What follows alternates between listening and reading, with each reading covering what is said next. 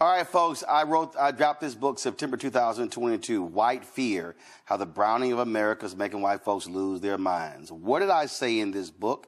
They are going to be coming after every single program that they believe gives us an advantage over them, even though nearly everything is for white folks in this country. Well, guess what? It happened on Wednesday. Go to my iPad, Anthony.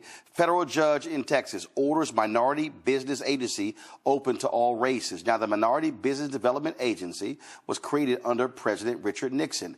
The purpose of this was to assist African Americans and other minorities when it comes to being able to do business with the federal government, providing skills, resources, also access to dollars. Now, the federal government spends upwards, y'all, of $600 billion annually in contracts. Go right to my iPad. In fiscal 2022, MBDA clients secured $1.6 billion in private and government contracts, agency data show. The agency also helped businesses raise $1.2 billion in capital, as well as create or retain roughly 16,000 jobs. Black-owned businesses received $680 million in contracts, the most of any group, followed by Hispanic-owned businesses at $526 million. Now, understand that's 2%. That's less than 2% of federal contracts. Oh, so what do these white conservatives do? They sued. So they argued that, oh, these are discriminatory, and then they give an unfair advantage to certain groups, as if white Americans have not had a massive advantage. So what they did was they filed a suit in Texas. And let me explain to you what they're doing, because they're judge shopping. They are specifically filing lawsuits in places knowing that judge is going to rule in their favor. All of y'all Simple Simon fools who kept telling me I was making too much of a big deal about Biden and Harris appointing federal judges, do you dumbasses now see what I was talking about?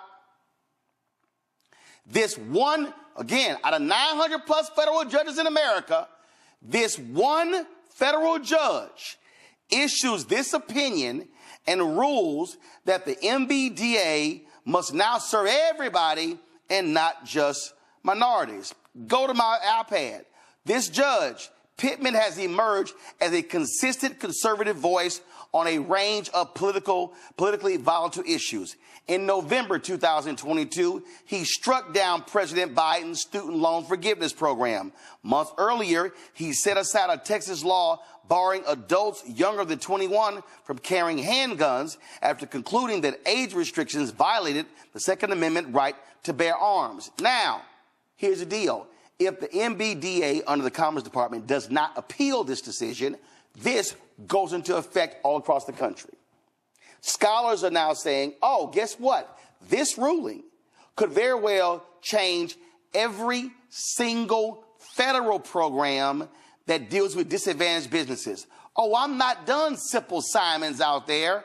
Guess what's then going to happen? They're going to go after every state program. Then they're going to go after every county program and every school district program and every city program. They're going to go after every single program. Oh, let's go beyond companies. They're going to go after corporate America. They've already gone after academia. So what they're saying is, oh no, you should be measuring everybody the same, even though white folks have been getting the hookup in everything. But y'all say the judges Biden Harris appoint don't matter. Oh, Trump gonna fill my pockets with some money, so we gonna roll with him. Stephen Miller,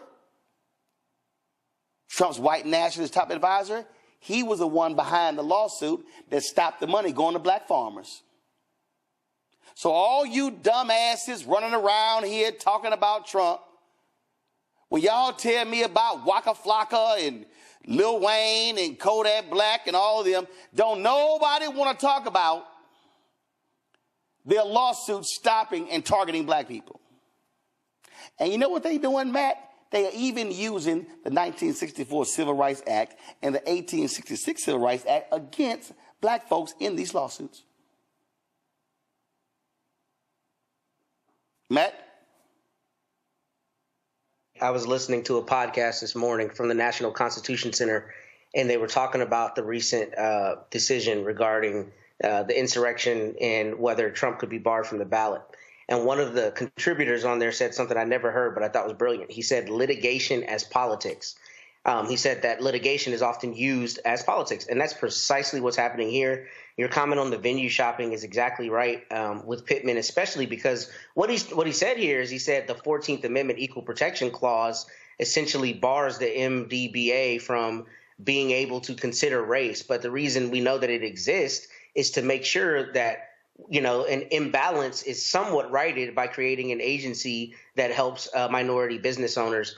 And I think what is so problematic about this, but is so important to your point that you always make, is that, there's just a fundamental presumption that when you step into a judge's courtroom, he or she is supposed to be fair. But the reality is there are lawyers, including me. When I file a lawsuit, I have to consider the venue where I'm filing it, right? If I file in a judge's court where I know she's more inclined to be plaintiff friendly, then I know that may help my client.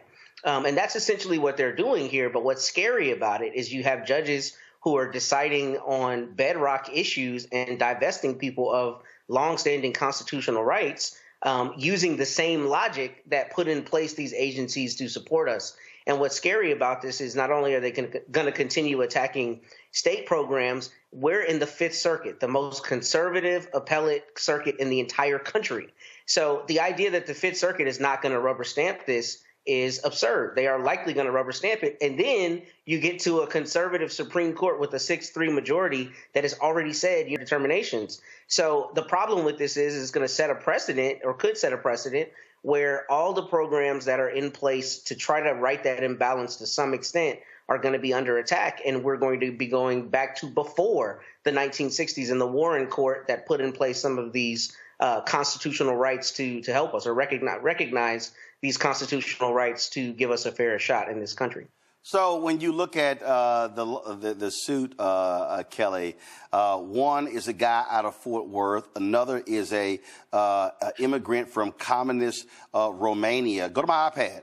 Another one is a white man out of Colorado, and then their whole deal is like, oh, they just wanted to be able to grow their businesses, and they all worked hard to get where they are. They all overcame obstacles in pursuit of the American dream. They all cared deeply about their businesses, and they all wanted but couldn't obtain assistance from the same federal program. They're also white, a salient detail in this case. Now, guess what? What Pittman didn't talk about are the programs that the federal government had to benefit women. See, when a Tennessee federal judge ordered changes to the 8A program, it was because a white woman applied. Oh, same thing. I'm looking to grow my business, and I can't use those services. But guess where she actually helped grow her business? Through one of the programs for women, white women.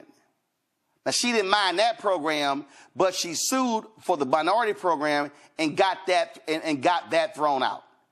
That's what we're dealing with. We're going to see these, and I'm telling you, everybody who's watching and listening better buckle up. They are going to go after any and every program in America that tries to offer some assistance to black people and others when we have had to deal with centuries of white racism, white affirmative action, white DEI, white business development programs.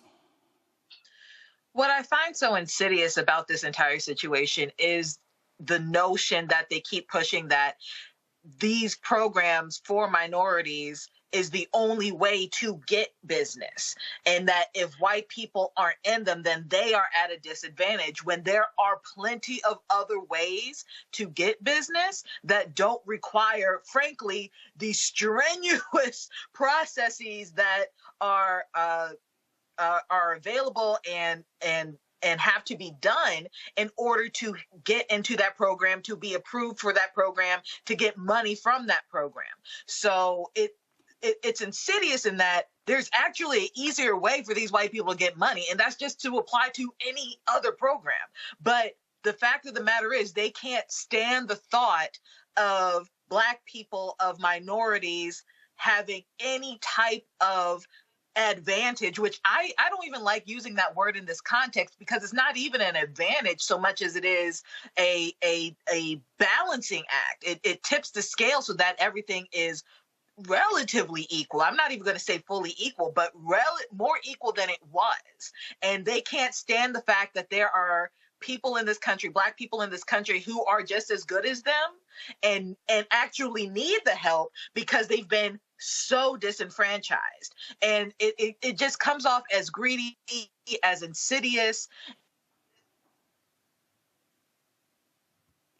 as seated hatred for Black people as a whole to be as full Americans as white people have already been. So, Michael, here's what they're trying to say. Oh, well, the categories are just too broad, so they're assuming that this applies to all, and so then they go, well, this doesn't apply to an Oprah, so this is just too broad and unfair.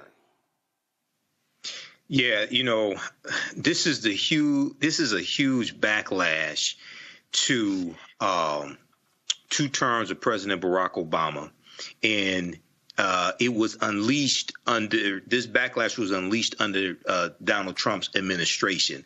Going back to, we can look at September 2020 when Trump was in office, and he did an executive order banning critical race theory being used in training for federal employees. Then he starts attacking the 1619 Project. OK, and September 2020 was 6 months before Christopher Rufo put out his tweet talking about how they were going to redefine what critical race theory was, right, and then start attacking it. So all this is all combined together, and this is trying to attack any programs that are perceived as being beneficial to African Americans. So this is why the judicial branch of government is so important, because they interpret law from the legislative branch of government, and they interpret policies coming from executive branches of government. So we're going to see more of this. And when you had the sisters on from the Fearless Fund,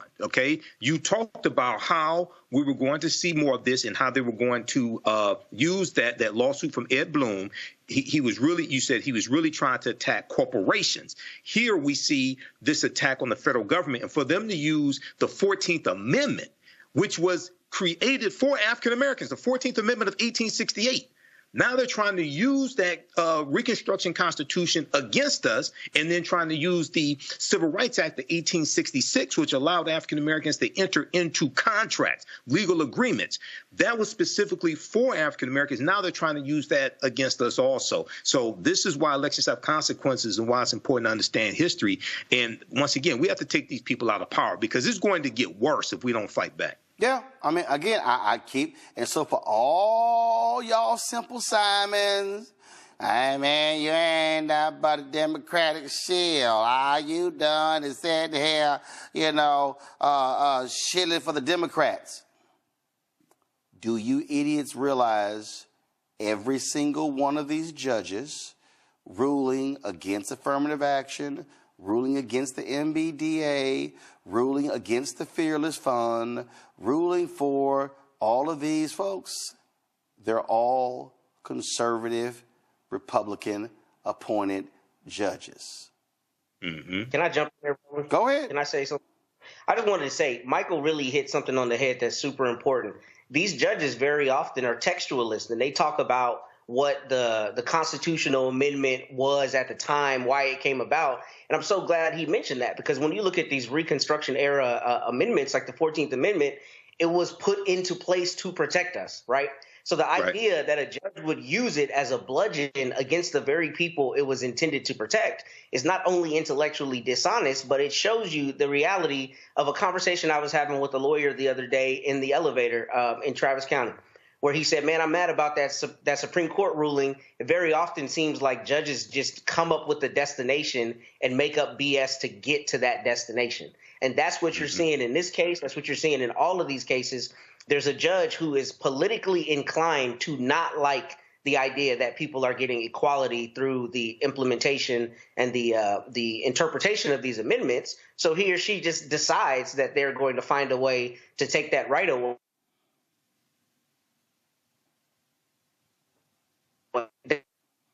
cases. People don't realize it, but it's intellectually dishonest if your whole ideology is textualism, because the 14th Amendment came about to protect the very people it was used as a bludgeon against in this order.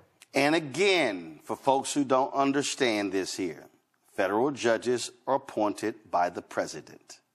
Federal judges are confirmed by the United States Senate. So if you want more judges like this guy, by all means, go vote for Trump. And by all means, elect the Republican United States Senate. But if you don't like this ruling, you might want to vote for Biden-Harris. And then you might want to make sure that Democrats control the Senate. I keep telling y'all, all this stuff is related. Student loan forgiveness. Going to a break. We'll be right back. Roland Martin, Unfiltered on the Black Star Network. For this 10-week online history course, go to our website, AfricanHistoryNetwork.com, AfricanHistoryNetwork.com. Okay, there's a 10-week online history course called Ancient Kemet, the Moors, and the Ma'afa, Understanding the Transatlantic Slave Trade, what they didn't teach you in school. I teach the class on Saturdays, 2 p.m. to 5 p.m. Eastern Standard Time. Our next classes are Saturday, March 9th, Saturday, March 16th, March 23rd, and March 30th. Okay, and then we have a few more classes after that. The class is on sale, $80, regularly $130. We do the sessions live. All the sessions are archived and recorded. You can go back and watch this anytime. So even after the course is over with, you can go back and watch the entire class, okay? And we instead of 10 sessions, we're going to do at least 11, possibly 12. The course outline, the lesson plans for all 10 classes or 10 plus classes are laid out here. And I'll go through and update it periodically because we add a few additional subjects. But we take you through our history. We deal with thousands of years of history, what leads up to the transatlantic slave trade taking place. So we deal with archaeological discovery that have come out in the last 10, 20. So we deal with Egypt on the Potomac and how the layout of Washington, D.C. is based upon ancient African principles coming out of ancient Kemet, ancient Egypt. Kemet, one of the original names for Egypt, meaning land of the blacks. We look at the African origins of Star Wars and the Assyrian drama. There's an excerpt of an interview that I did with Professor Kaba Hiawatha Kamene, where we look at this information. We look at the Hannibal Barca and the Punic Wars, okay, and especially the Battle of Cannae, 216 BC. We look at Hannibal crossing the Alps, crossing the Pyrenees, 219 BC, but the Battle of Cannae, 216 BC. The Battle of Zama, 202 BC, where Hannibal Barca is defeated by Publius Cornelius Scipio.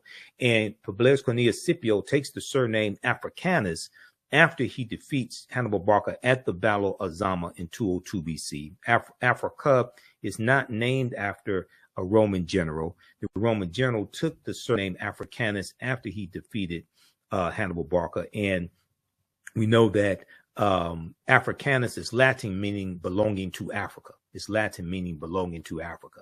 We look at the 800-year occupation of the Europe of the Africans known as the Moors, who take the teachings from the Nile Valley region of Africa into Europe, and this is going to bring Europe out of the Dark Ages. Okay, and we see the rise of Spanish conquest. We look at Christopher Columbus, and Columbus is essential to the expansion of the transatlantic slave trade and the exploitation of indigenous people and the exploitation of African people also. Okay, so we go through and look at this history chronologically. We also look at the fake Willie Lynch letter 1712. Willie Lynch never historically existed. I wish we would just throw the Willie Lynch letter in the garbage can where it belongs. It's ahistorical. There are words in the Willie Lynch letter that didn't even exist in the early 1700s. Okay, the sentence structure, the syntax is not what they is not coming from England.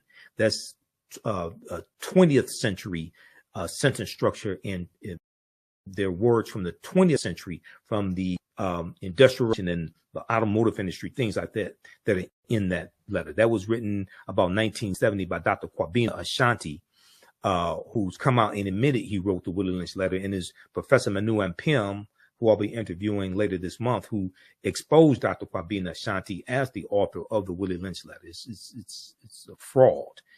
Dr. Kwabena Ashanti meant well, but I think it's done more harm than good.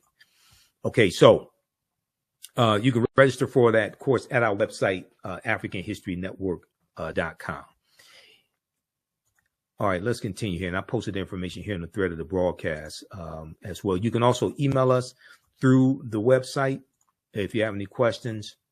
Right here where it says contact the African History Network, you can email us through the website right there. You can email us also, okay?